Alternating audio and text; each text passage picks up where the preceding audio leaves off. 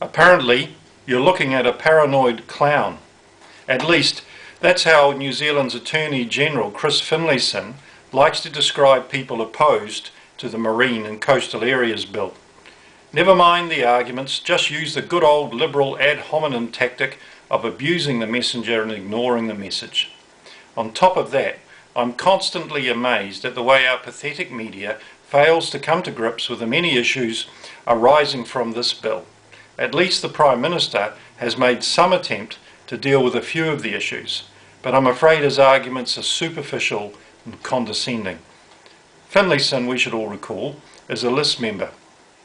He slithered his way through the smelly sewers of party politics into Parliament. Roll on a plebiscite, I say, to get rid of list MPs.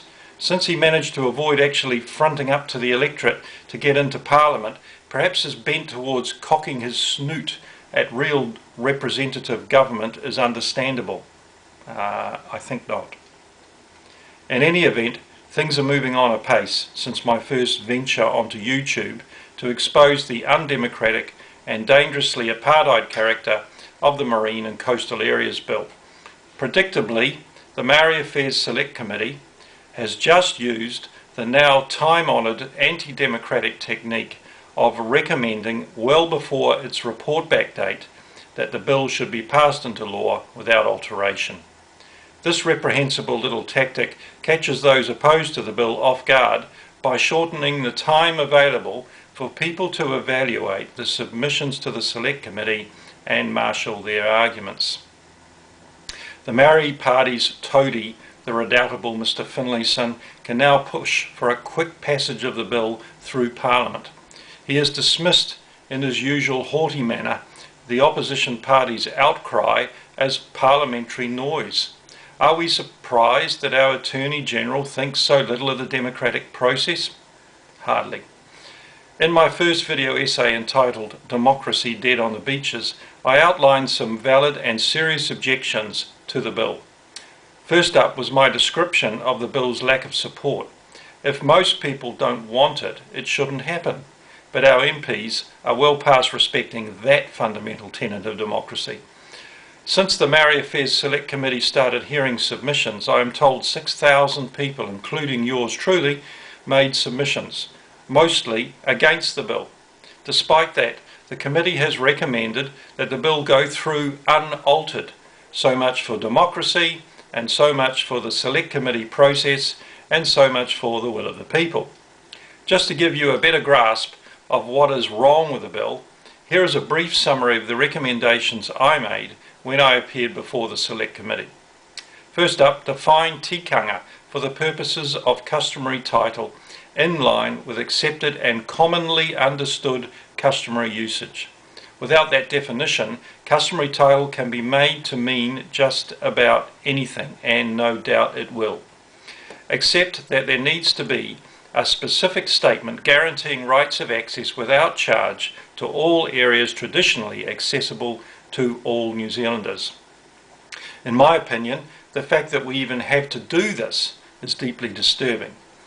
Section 27, which is supposed to guarantee the rights, doesn't really do it, despite what the Prime Minister has said. Clause 2 of the section needs to go because it provides a handy way to avoid any guarantees of unfitted access. Next, we need to abandon rights of application for orders in council.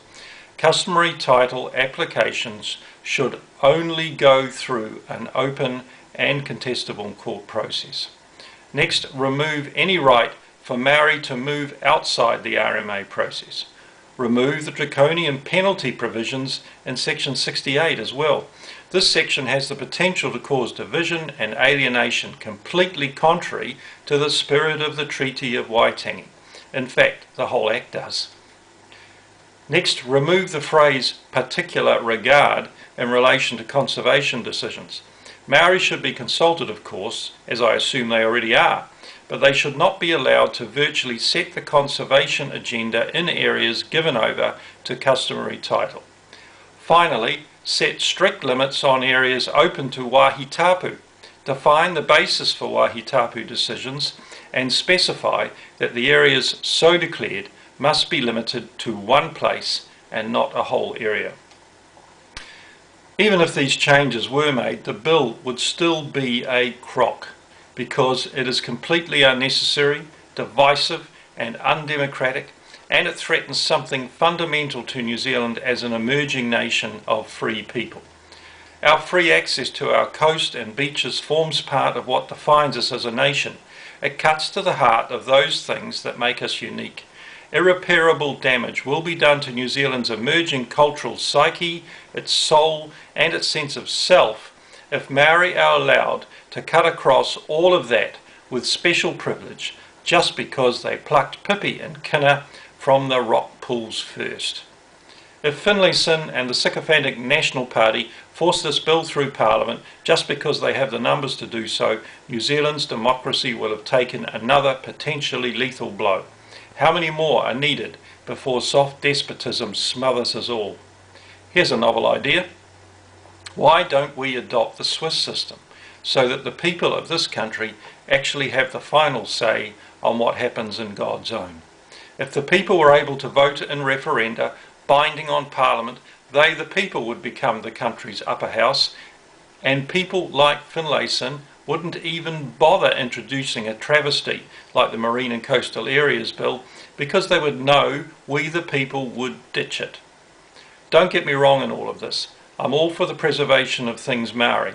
I respect their history and their culture. But these things should never be used as an excuse to threaten hard-won freedoms and insolently flout democracy and properly representative government. Those that do so are beneath contempt. Watch this space for more. Cyber peace to you all.